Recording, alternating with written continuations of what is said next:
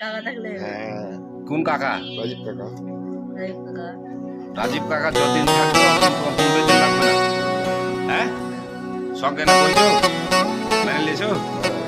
হ্যাঁ আচ্ছা, তোর নাম কি? হ্যাঁ আচ্ছা আচ্ছা, তাহলে তোর মা ওইটা জানে নাকি? 1 টাকা বেতন লাগবে না? আপনি মনটা হাসি করে বহান হবে, মহা ভালো করে মহা। ভালো করে বহান। কোনটা?